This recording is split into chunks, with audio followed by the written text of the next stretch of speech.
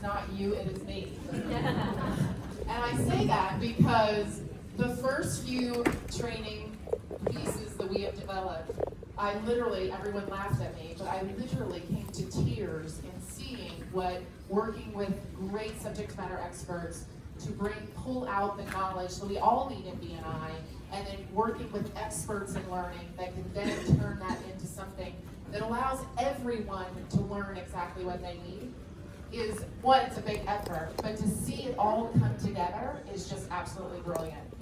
So today, what I want to do is share with you about power teams. But first, I need you all to unlearn very quickly everything you have ever learned. Right?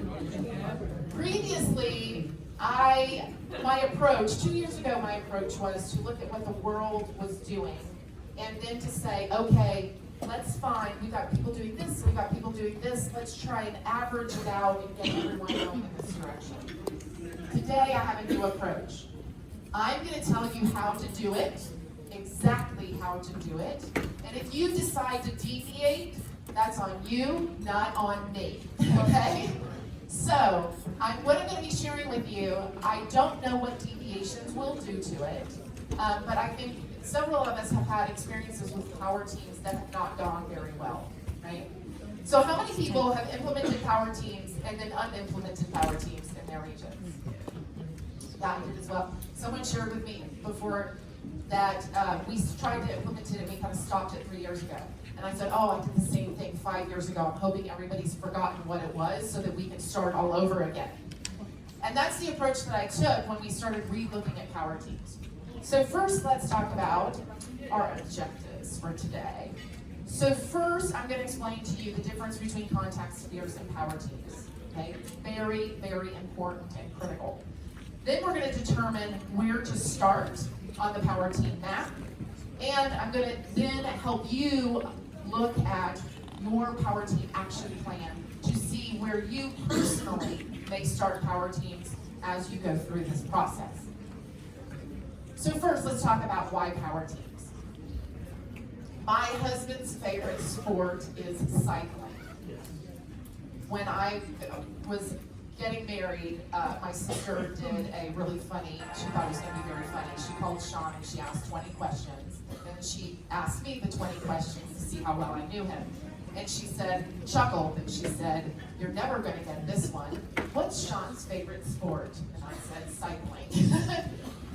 The reason why cycling is so interesting is because it really is a team sport, though everyone is very individual. And I thought this was a very appropriate way to talk about power teams.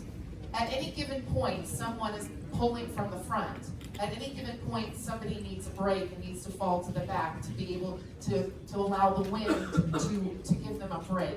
And it's a team sport, and everybody has to be thinking about it perfectly and be in perfect step, or else really disaster can happen. You can fall into your neighbor, and it really can be pretty catastrophic. So why power teams? And I was so excited to see I got to go after Richard shared his story. I decided that I was going to fight for power teams being part of our curriculum development this year because I heard Richard's story. I went to the global chapter meeting, and he was the key feature presentation, and he shared his story. And what was interesting about his story was he said, as you all heard earlier, I asked them to do it, and then I realized I had to do it. And I thought, yeah, but the only difference between Richard and the rest of us is Richard is a really, really smart guy who could figure it out on his own.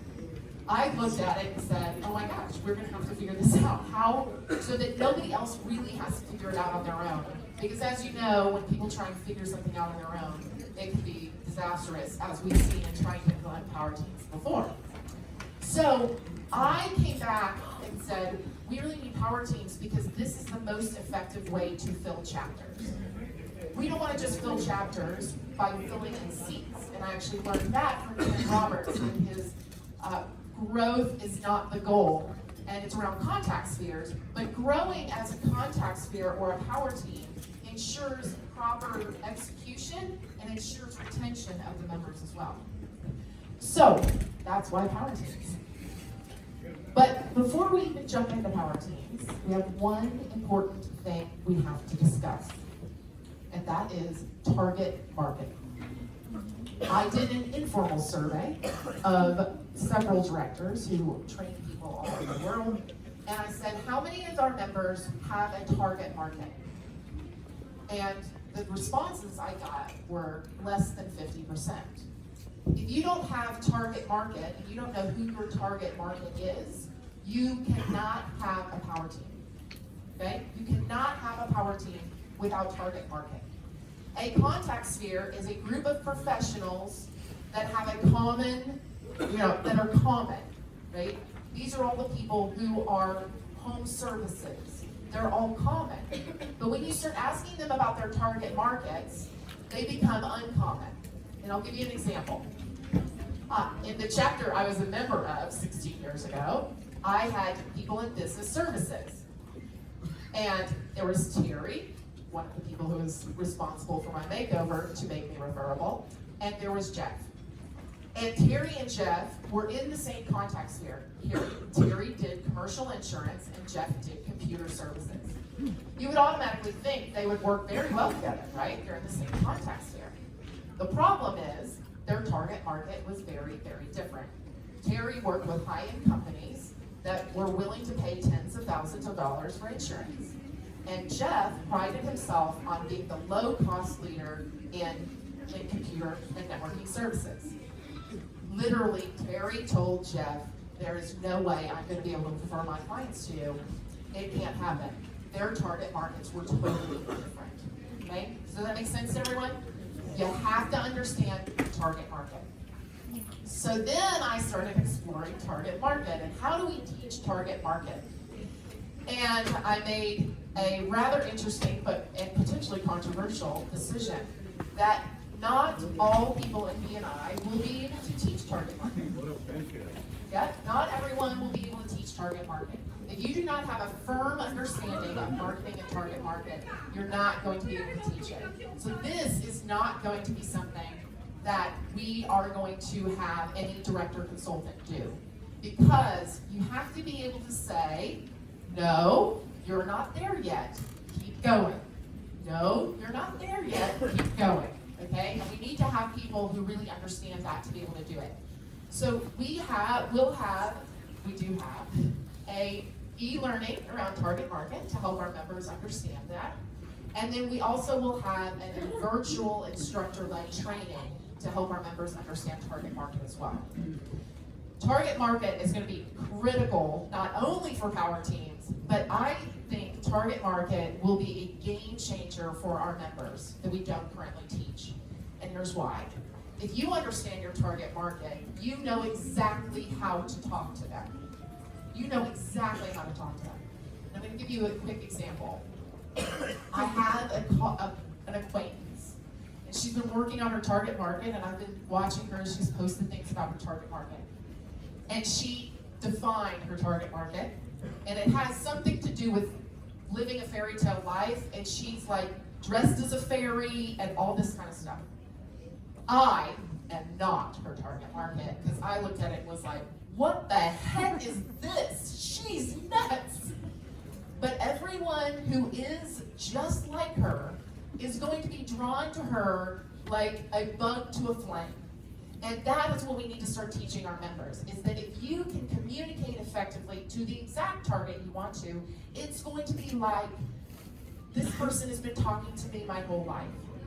So a quick story about that.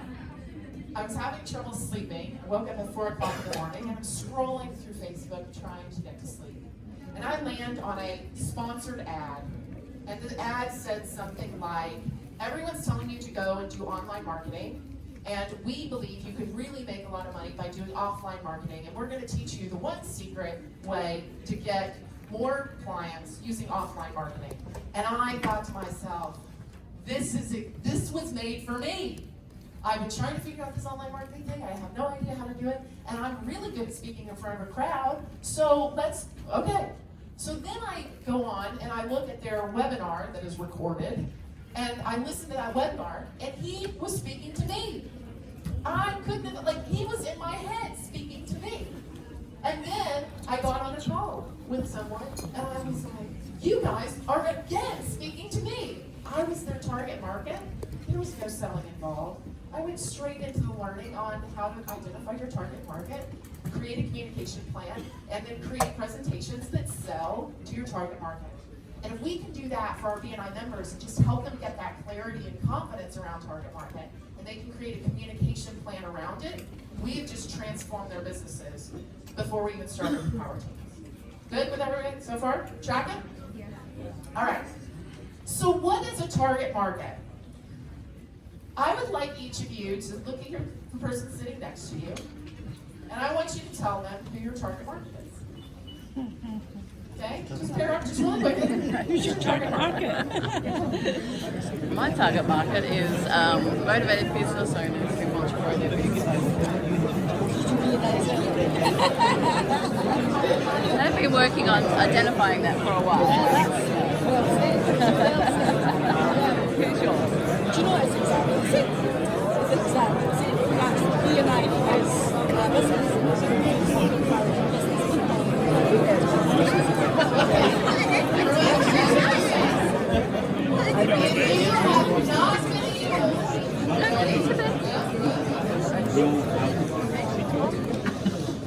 So I have a prediction. Most of you don't know your target market is because it took you longer than 15 seconds to communicate it. That's my guess. Some of you are like, I don't really know. But if it took you longer than 1 or 2 sentences to communicate it, you too do not know exactly who your target market is. Okay? And me, as a BNI executive director, with BNI executive director hat on, because I don't want to toss the global support team under the bus, have the same challenge as an executive director. But the more I can clarify it, the more I can not try and talk to everyone, the more targeted I can get. So this week I had the opportunity to be in director consultant training for launch as a participant. It's so nice to be a participant. And I was sitting there and I was asking questions and I was hearing all the wonderful things they're doing in India. And then it dawned on me, I need to ask a very specific question. What percentage of your BNI members are business owners versus sales professionals? And the answer that I received was 95% business owners and 5% sales professionals. And I thought to myself, that's not the makeup in my region. Their target market are business owners, and I'll take it even further, not business operators, business owners. Now, the entire India model makes complete sense to me because talking to a business owner and getting a business owner to do the things that they're asking business owners to do is easy. Asking a sales professional to do the same things that they're asking people to do, not easy. It's also, I believe, a heavy part of my retention issue as an executive director because I have no control over whether that person's going to be in that sales position next week or not. Okay? Target market is critical. I have started talking to business owners who want to do business locally. That's what I look at, executive director hat on, business owners who want to do business locally, and I'm going to be talking to those people and those people alone.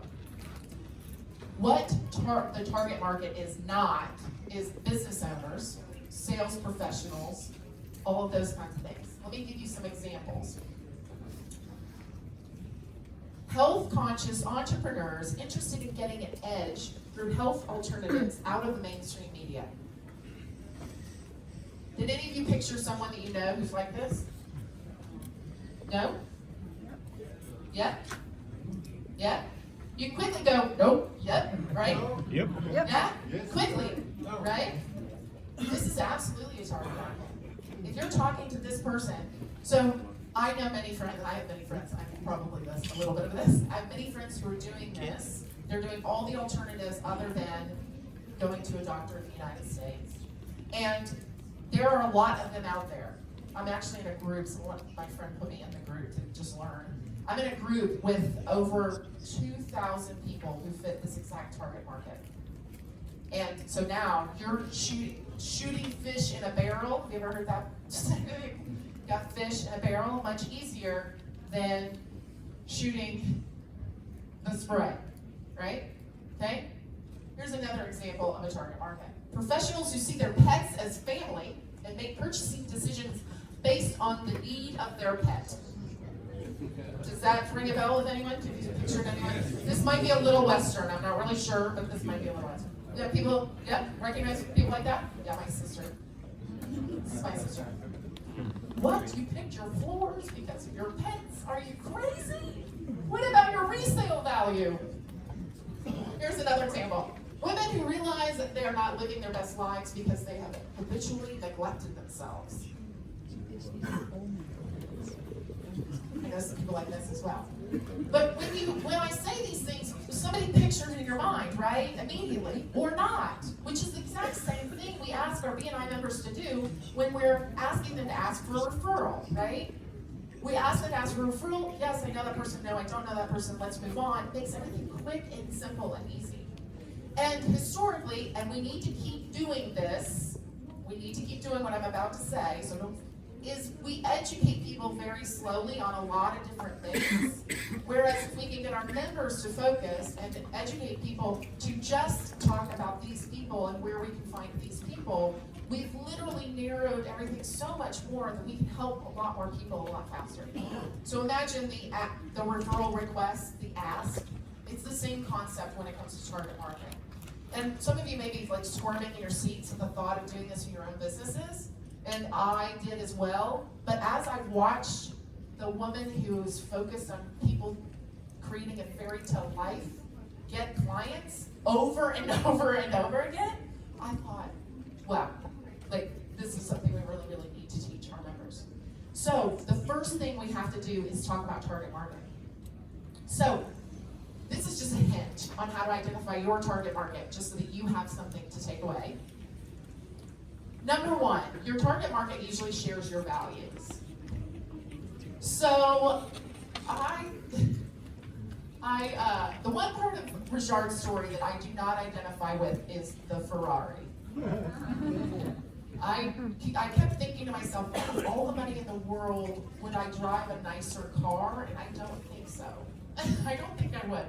So they share your values, right? But if so you can't talk to me. You have to talk to someone a different way if you are trying to sell to someone who's not like you. And it's much easier to be connecting with people who are very similar to you. So they actually share your own values. So that's one indication. Look for people who do that. They like your products and services for the same reasons you do, right? You can sell something passionately when you have identified that they have the same shared vision, they have the same, they're going to like it just the same reasons that you're going to like it, because you have that commonality, and it's easy to build a relationship with someone you have lots of commonality with. And they share your likes and your dislikes. So I did this exercise for myself, and I sat down and I just basically described me, but I described me 15 years ago. And so I sat down and I just was writing, like, who was I, and what did I do, and what was I like, so that I could describe who that person was. Because what I'm doing as in BNI is I want to help people go through the same path I did. So I don't know if any of you have heard the podcast, I'm Not Referable. Anybody? Okay, cool. All right, good. All right. So I'm not going to tell the whole story.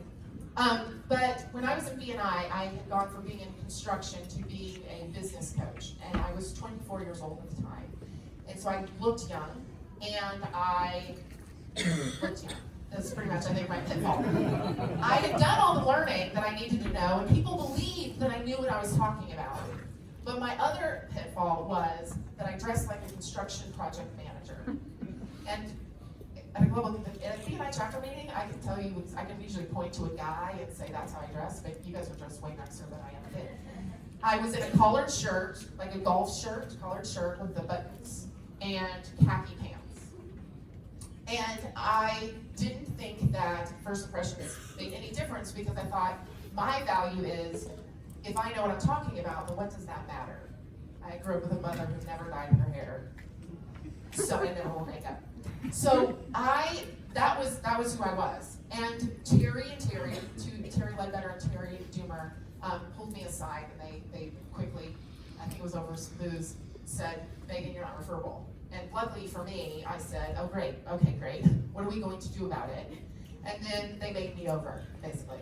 Hair done, makeup done. Terry let me borrow some suits from her closet, like completely made over. And I walk into my B&I meeting the next day, or the next week, and everyone literally was like, whoa, what happened to you? You look fantastic. What's going on? You look so professional. I got all of that.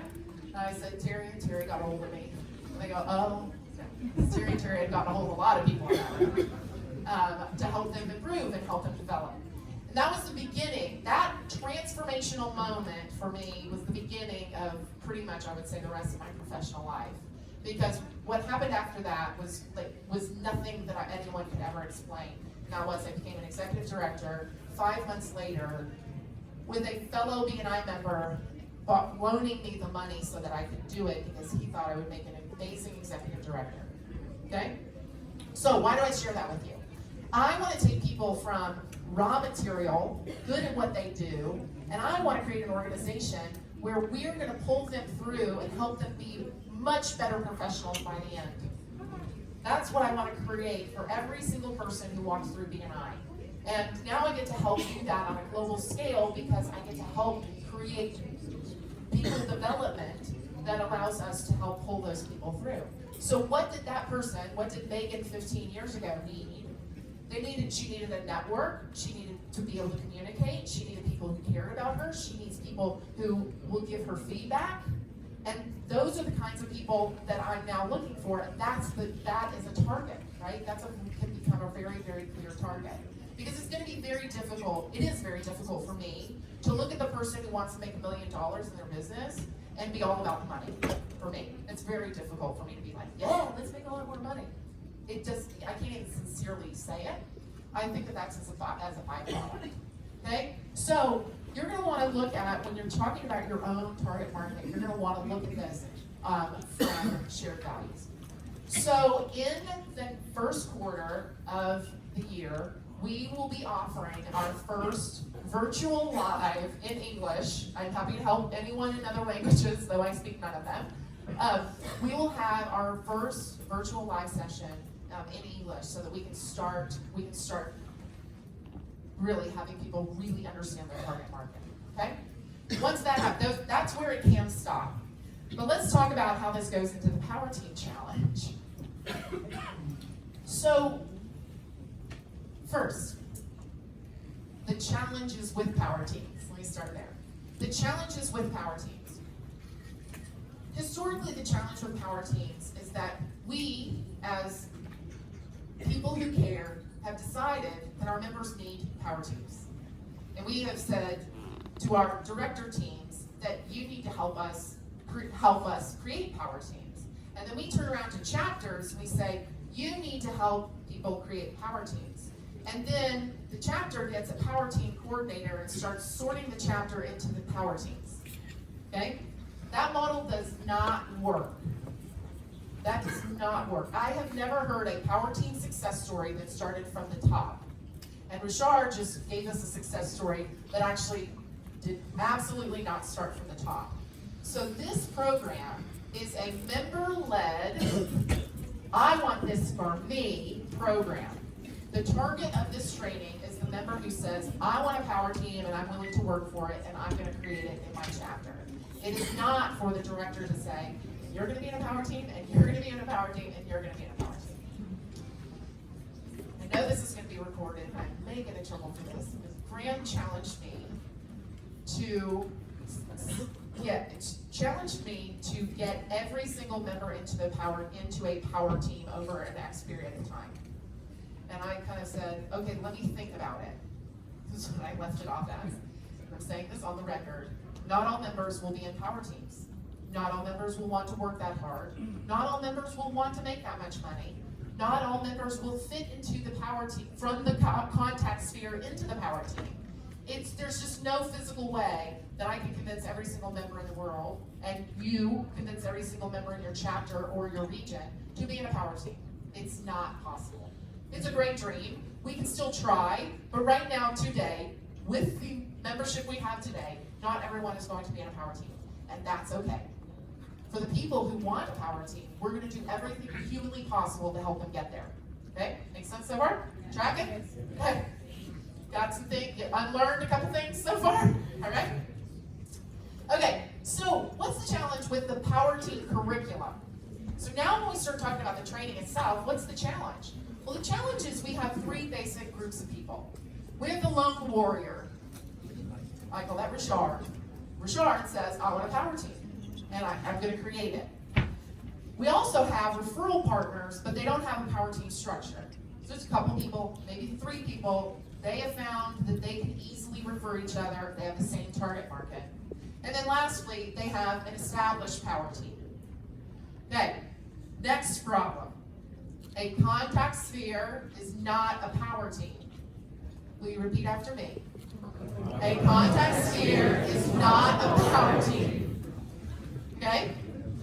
If you have a group of people that are meeting regularly and passing a lot of referrals, but they don't know who their target market is, they're not a power team. Got it? You would actually have them start at that lone warrior with an idea and go from there.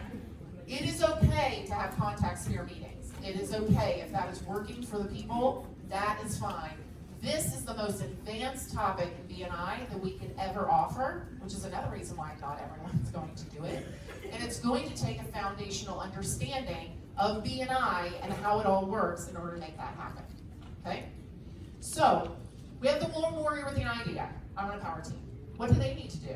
They need to start in a very different place than a group of people who do have the same power team and they're saying what, or same contact, same target market, and can really get started. And they just need the structure and the foundation built, and then they can go and be very, very efficient, very effective. Right? So, this is what we've created. This is some kind of in your manual on page 40. Page 40? All right. This is what it will look like if you download it from BNI University. Because of the formatting, it didn't work for the conference audio. So everyone is going to start here with identifying their target markets, and then you're going to cruise down the road, and you're going to see what applies to you. I'm going to give you a little bit more detail on this now. All right, so first, again, we have to know what our target market is. Okay? Everyone starts there. Okay? And we've got two courses. So anything you see that's identified target markets with nothing on the end, that is an e-learning course that we've developed. Okay, so identifying your target markets is just basically educating people on what I've just educated you on a little bit earlier. We need to make sure that they have that education.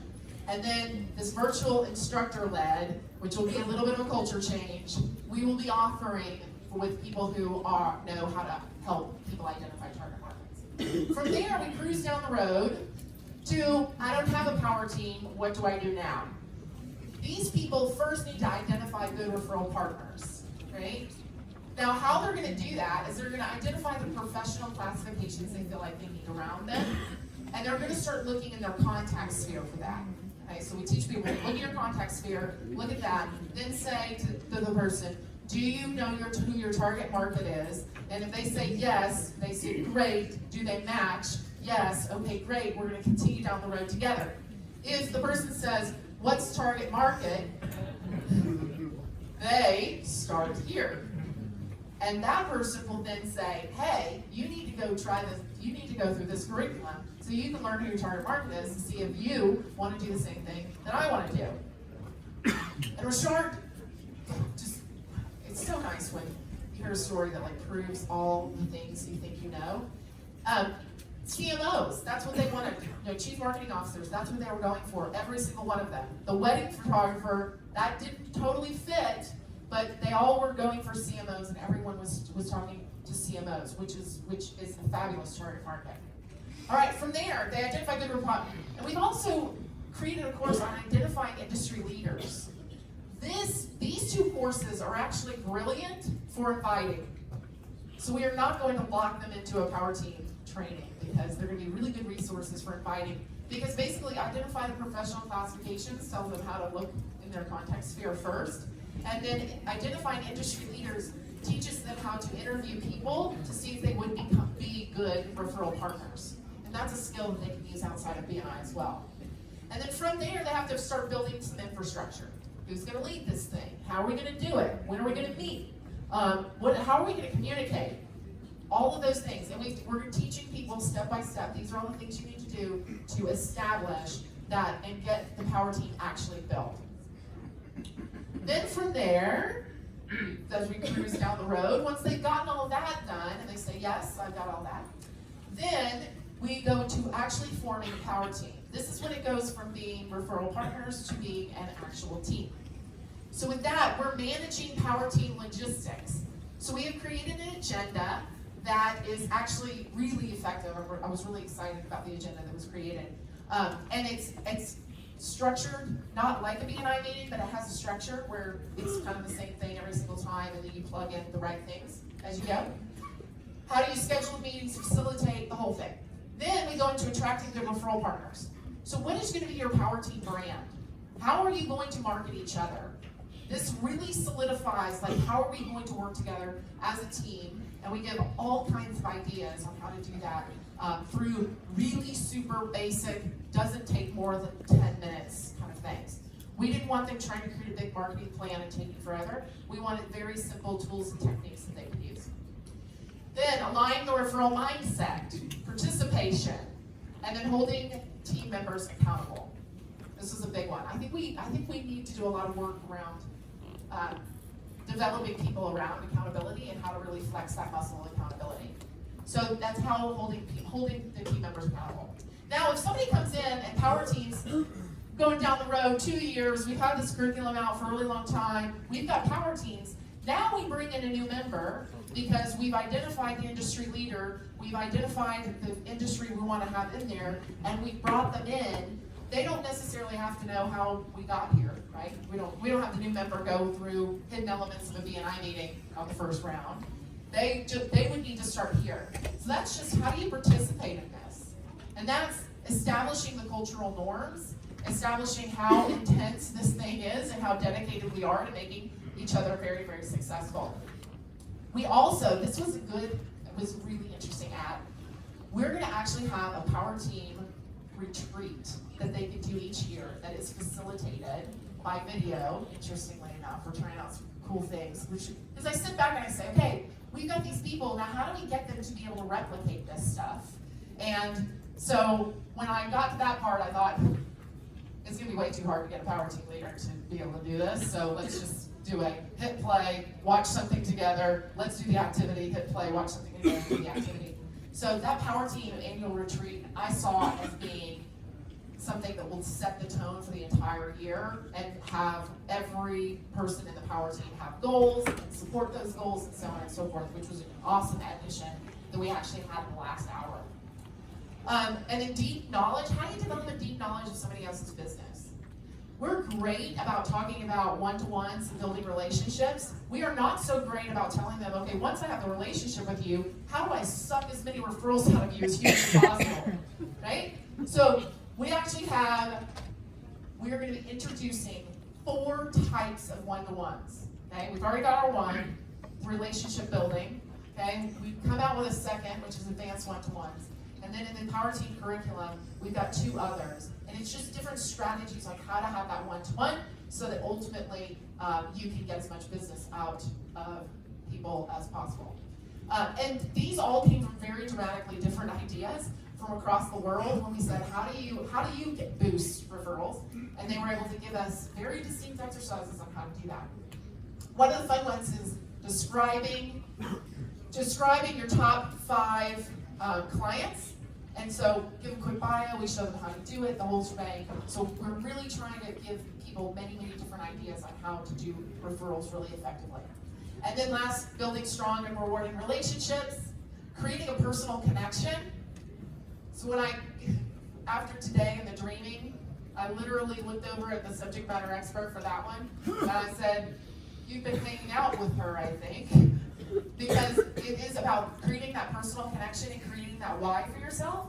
And then socializing on purpose, that was a really interesting learning on that one. How do you actually create really small, intimate events that help, again, boost the number of referrals. And then how do we align the referral mindset? So how are we going to track and make sure that we all have a growth mindset? We're going to be thinking bigger, and so that the idea behind that one was to get everybody thinking so big that they could think of actually owning a Ferrari if they wanted one. Okay? So basically, we kind of growth hacked this entire thing of how to, and again, I'm looking at it from the average BNI member. How do we get the average BNI member to be able to do this? And that's why at first things look super duper challenging and like a lot of stuff, but it will have a complete learning path to get them there. All right. So what's the next? This is the playbook. All right. This is the playbook, and here is the bad news. The bad news is your members have to have a solid foundation in BNI before they can ever think about doing this. Okay? How do I know if a member has a solid foundation in BNI or not? Have they gone through all of the other training before they get here? They need to have gone through member success program. They need to have done key skills workshops. They need to have done advanced skills workshops. We are assuming in this curriculum that everyone has already done that. Okay, we're making that assumption. So if a new member wants to jump into power teams, they're going to be completely lost because they don't have the foundational steps that they need to start really building from there. In the BNI University tool, I have the power. I'm setting up prerequisites. So if they have not done the prerequisite for this, they will have to do it before they can get through. They'll be able to see it, but they won't be able to actually enroll in it until we know that they have the foundation that they actually need to be successful in this. Because I could not stand the idea of any of you having to go through the pain that the people who raised their hands in the beginning, who have tried power teams before, have to go through, because it's painful. It's very, very painful. So our game plan, how do you use this tool, is, and we're not going to necessarily discuss the actions. Well, we don't have much time to discuss the action plan. But you're going to have to think about how are you going to pull your members through other training in order to be able to make this work. I also do think it's going to become easier to help the other members get through all the training because they're going to want this. I think there's enough buzz out there in the power teams, and we will create additional buzz, but this will help pull them through all of that. So with that, this is the majority, you'll see tomorrow, it's not really, but this is a lot of work that I've done in the last year. And to now we'll be working with your countries and the different languages in the room to really be able to develop or implement this. It is all complete. We just now need to work with each country and region on how to implement that. So with that, thank you so much for your time. And